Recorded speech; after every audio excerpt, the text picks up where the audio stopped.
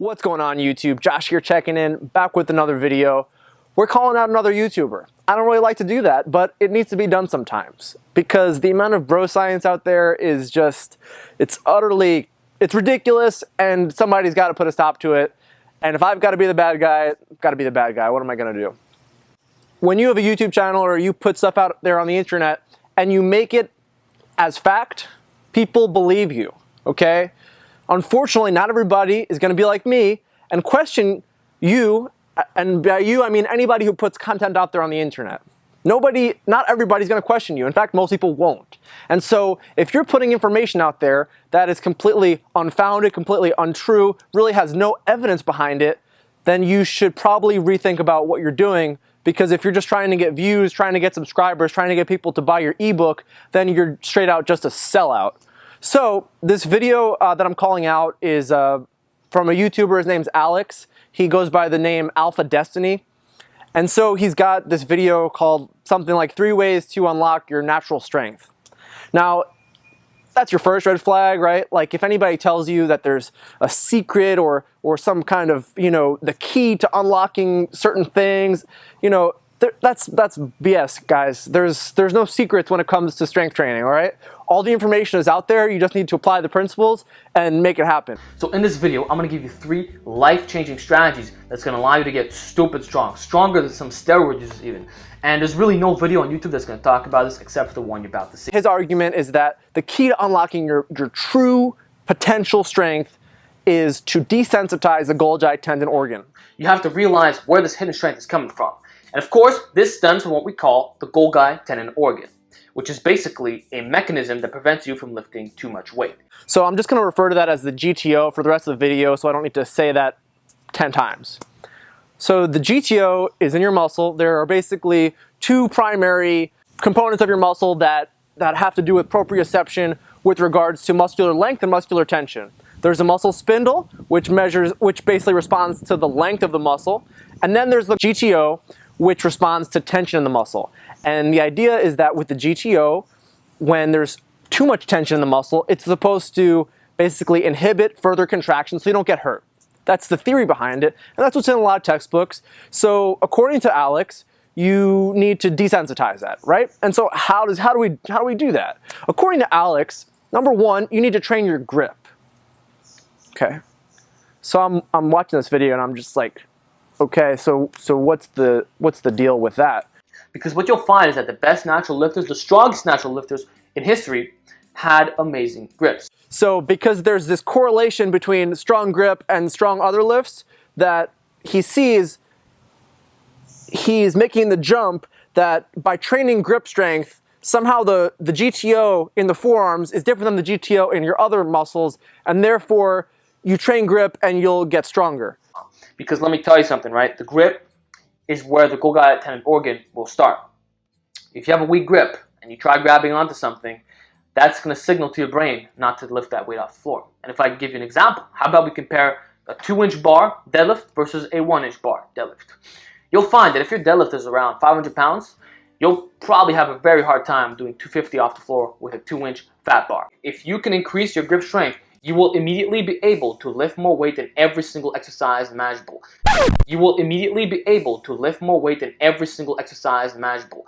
This applies to the bench press, this applies to the deadlift, it applies to rows, it applies to pulls, it applies to every pushing and pulling movement. He has some other arguments in there, but I don't want to address every single piece because this video will be 20 minutes long. Okay, so that first part didn't really make any sense, and it's a confusion of correlation with causation and no evidence to support it. So his next claim is that you train partial range of motion reps because that will somehow desensitize your Golgi tendon organ through improving your tendons and ligaments and connective tissue. And I agree that overloading the intensity, and one way to do that is with partial range of motion reps, will increase the cross-sectional area of your ligaments, tendons, connective tissue.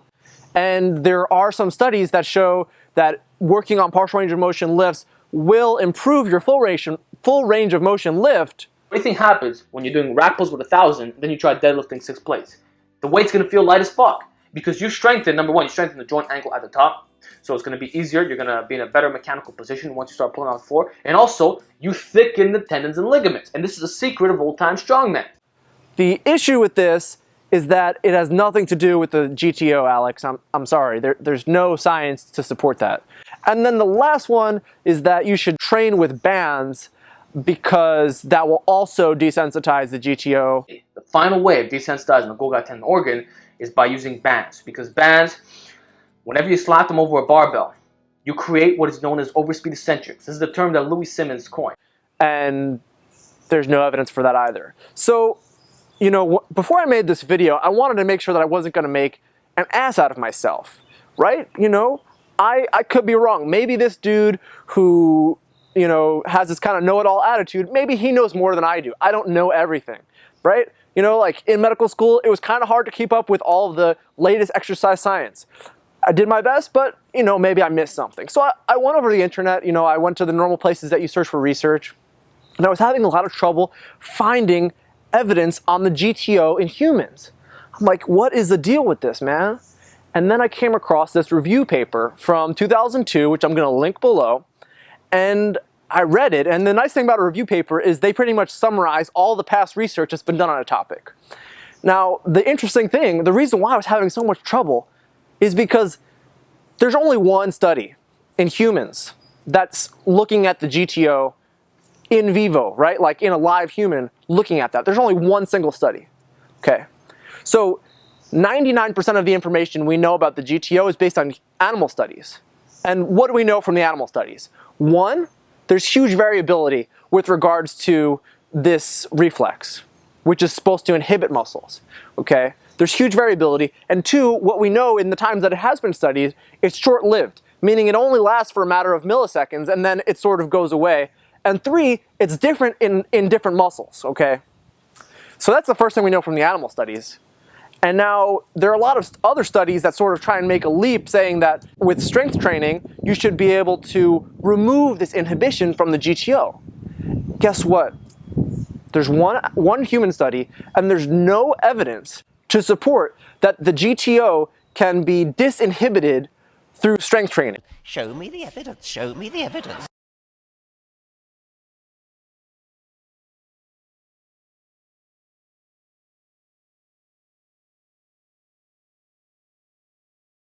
So strength training does have various neural mechanisms, okay? I'm not going to go into that in this video. I will actually post a link. If you're interested in learning about what the neural mechanisms behind strength are, I'll post that below. But the GTO, guys, is not one of them, all right? So, Alex, I don't know where you're getting this idea. I know that you mentioned in our comments back and forth that you read this from Dr. Mel Stiff, who's one of the authors of Super Training. I've also read Super Training, and I actually looked at that too. And he doesn't make this claim either. So, sorry, dude, but you made a 10-minute video that was complete and utter bullshit.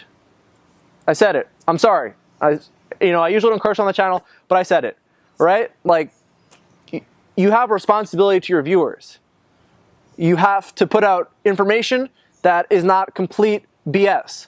You need to have some truth to the stuff you say. Just because you say it confident, oh, you know, look at me, I have 14-inch forearms, so therefore, you know, you should trust me because that makes sense and I'm strong and I'm big or whatever. It doesn't work that way, man. We're in the age where fitness is hopefully moving away from BroScience and you need to back up your claims. So I encourage you and all the subscribers out there to take a look at this research, right? Maybe I'm missing something, all right? And, you know, give me evidence to the contrary. I'll be glad to take a look at it. I'll be happy. So anyway, guys, that's the video.